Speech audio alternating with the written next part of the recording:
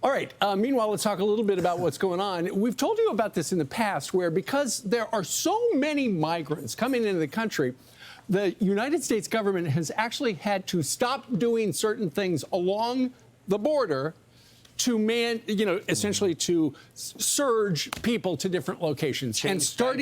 And starting today at 8 a.m. Central Time, that's 9 o'clock our time here on the East Coast, they are going to temporarily suspend freight train crossings at the bridges in El Paso and Eagle Pass.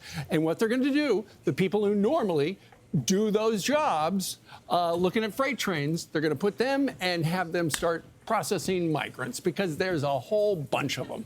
Yeah, can you believe this? So this is going to disrupt, the goal is to make sure that all of these people who are hopping on the train cars, they can't get from Mexico to the United States, but I'm sure these trains are running for a reason, bringing cargo into the United States. So this is a big deal. Yeah. And CBP released a statement. They said after observing a recent resurgence of smuggling organizations moving migrants through Mexico via freight trains, CBP is taking additional actions to surge personnel and address this concerning development, including in partnership with Mexican authorities. So the federal government is working with the Mexican government on stopping these trains. Yeah, it would be good. Why did we have to even ask? The Mexican government knows exactly where they're going, and they had no problem with it, but at least they have some semblance of cooperation, at the very least lip service. So for the longest time, we sit on this couch and we talk to certain people about the problems at the border, and other people say, well, for you to crack down on the border means that you don't understand that America is a nation of immigrants, Lawrence. You don't understand that people should be able to come here. You're anti-Hispanic if you listen to the Castro brothers, the congressman from Texas, if you want to crack down. But now the American people have sobered up. And that argument never flew here, but it's not flowing anywhere. Check out this poll. The question was asked, what best describes the situation along the country's southern border? That's New Mexico, Arizona, California, and Texas. 34% say emergency. 45% say major problem. 20% say minor problem. Put it this way. It goes over to 70% see a problem at the border. You no longer have a choice, Democrats. You have to do something, which makes me feel, dare I say, we're going to get a massive deal at the border along with this war aid. What do you think? Well, Brian, I think you hit it right on the head. If you ever want to see the Democrats start moving on something, just check the polls. They move as the polls move.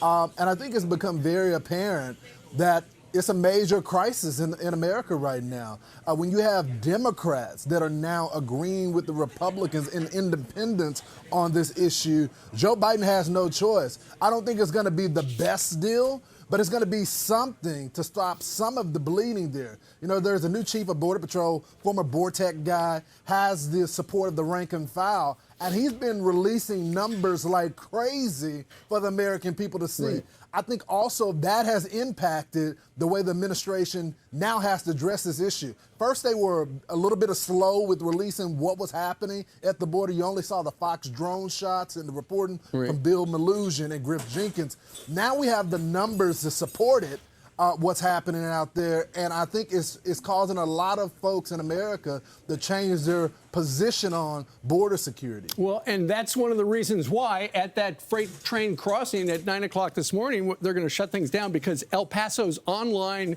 migrant information dashboard showed 1,500 migrant encounters yesterday, 2,700 migrants in custody, and 363 migrant releases.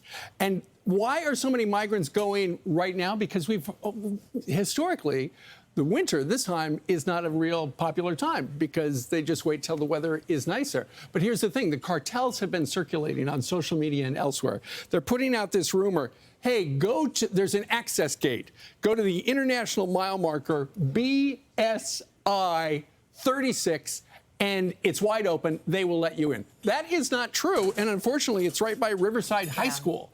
And so you've got all these migrants showing up there because the cartels are very effective at sending people on a wild goose chase, essentially, and as soon as the Border Patrol people see them, they start to process them, and that's why they can't run the train. It's so orchestrated and organized, and the cartels are making money hand over fist. And you could also pay cartels to help these illegal immigrants evade Border Patrol. Right. And that's one of the big concerns is these gotaways. We don't know who's in our country, and that leads to major national security concerns. Right. Senator Lindsey Graham talked about that yesterday. Listen to what he had to say.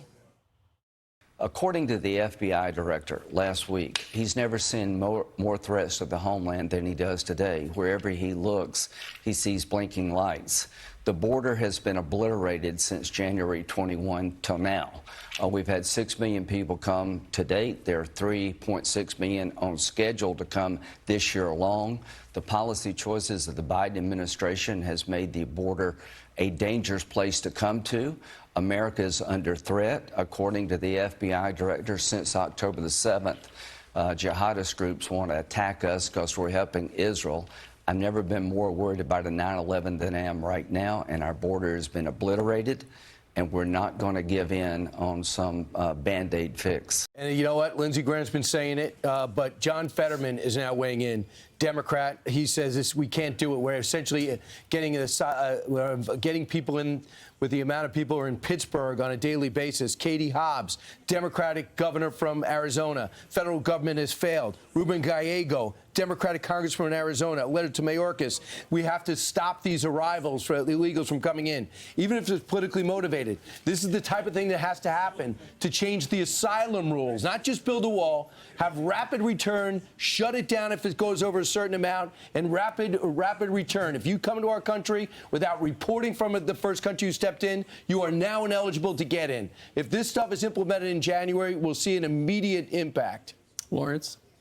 Yeah, we're seeing notices to appear there are 5 years from now.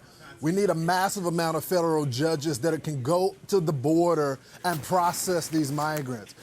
If you talk to the left, they keep saying, you know, the asylum, asylum, asylum. Well, 95% of the people don't qualify for an asylum. The problem is you don't have the judges there that can run them through the system to deny them. So get the judges there. Let's wrap this up and start the deportations. Yeah, Tom Homan, if he takes over, if Trump wins, says we're going into the cities and grabbing them and sending them out because they have no business being here. Well, that Fox News poll that shows that 80% think it's a disaster, essentially, that should be a big red warning sign there at the president's campaign because it's not good for him.